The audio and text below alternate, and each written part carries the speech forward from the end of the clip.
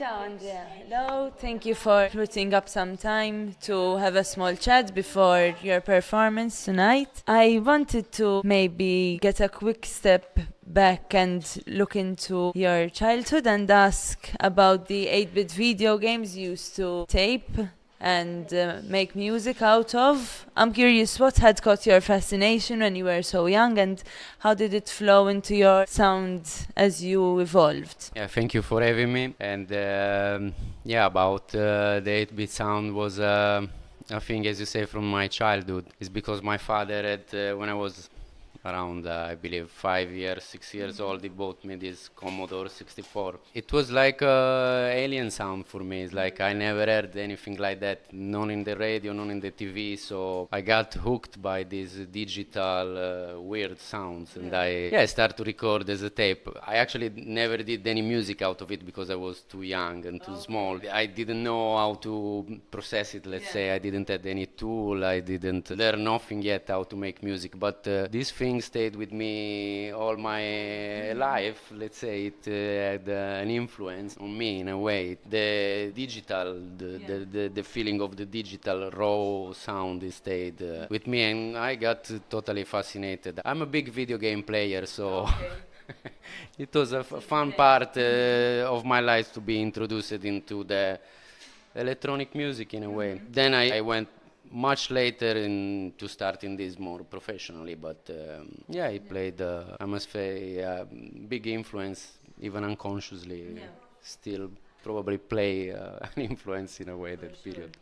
Yeah. In fact, it's like those first sounds and the first tapes, the first things we record as kids that kind of put on that switch of, okay, music sounds, and the trigger will always be there.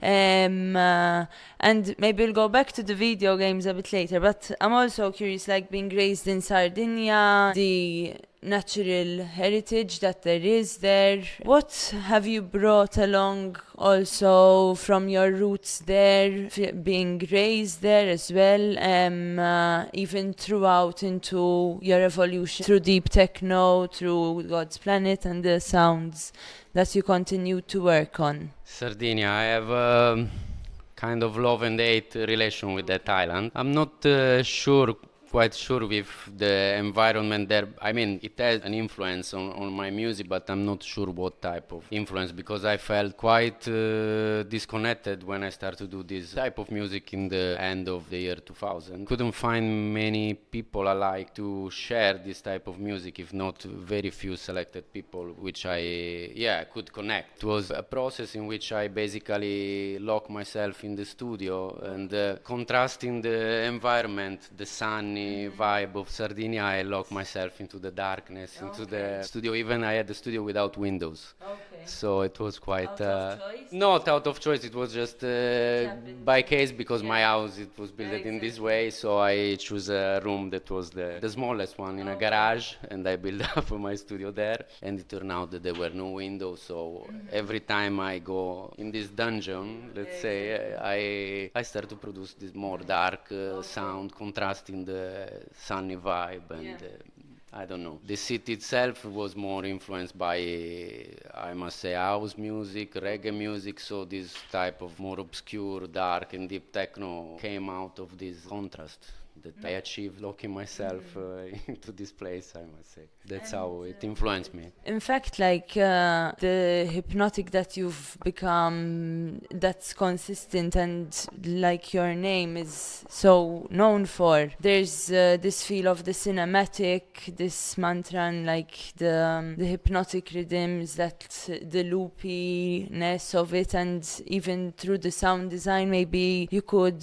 expand a bit on certain elements of your sound that have stayed, but also those that you feel have grown up with you or have changed along your way. Maybe the elements of your sound that you feel have grown up with you, but also those that through the label, but also in your production and also in your DJ sets have evolved or changed. Yeah, from the moment of, you mean from Sardinia until now? Okay, yeah, sure. I was more connected to an urban environment, Then the clubs, only the club environment was part of this building up of the sound. Until the moment I discover also nature and open air festival.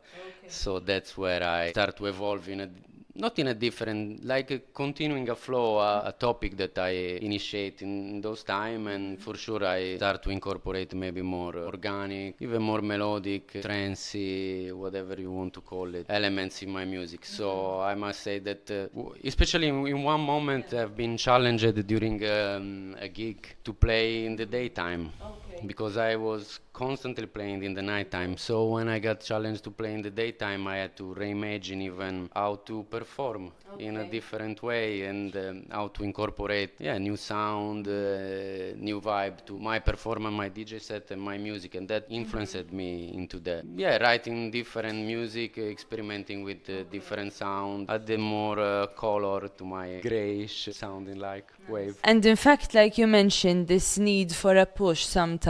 So from producing in your windowless place in Sardinia, and being pushed to actually perform in outdoor festivals as well. So that's kind of going outside of the comfort zone and something that's helped you evolve your sound. So I'm curious, even for artists who are still young and trying to find their sound, maybe some challenges, or at least a challenge that you feel you faced or you still face, and how you help yourself kind of cope and get on from it, and to keep pushing yourself even in the scene and the times that we're living musically, to kind of push yourself to go on beyond those challenges. What I will say to young people, I don't know. I don't think I am too much in a position of giving recommendation. Yeah, for sure, being challenged, it's a good stimulation for growing up and trying to, as you say, getting out of your comfort zone, and so having even the opportunities of performing in different places for sure put you in a situation in which you need to reinvent a bit yourself. Of course, you can have your own concept of how you want to perform, but the adaptation to the environment is crucial for the performance. You can have in your mind something how to the thing will build up, but then you need to look around you. You need to see if there is a roof, if there is the sun, or you have just walls around you, or if there is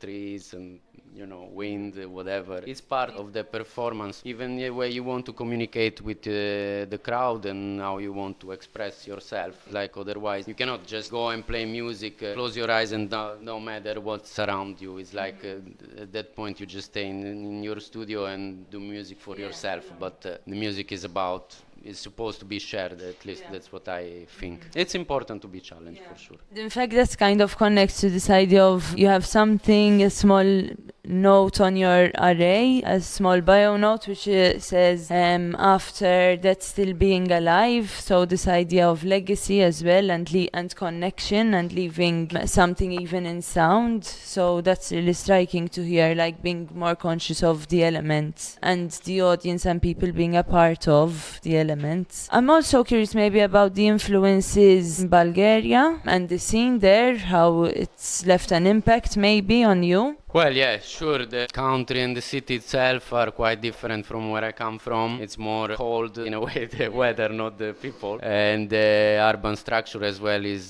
different. It have a vibe that is quite unusual from where I come from, is Eastern Europe. So I don't know in which way it influenced my music, because I think majority of the influence of my music come from my travels. So I can see all part of the world, but of course then I have to come back to Sofia and my studio, which now is in a different location, is not anymore in the city. I move in the mountain. I have nature surrounding me. I grew up to a point that I'm not sure if this thing is consciously influencing me, or I am more with my own ideas now. Of course, what I see every day have an impact that I maybe cannot consciously process it. I do music and I'm staying in my studio and vibing with what I have with my machines, and not thinking too much what there is outside there. Become with time and experience more my own mental process that I try to isolate from everything that is around me.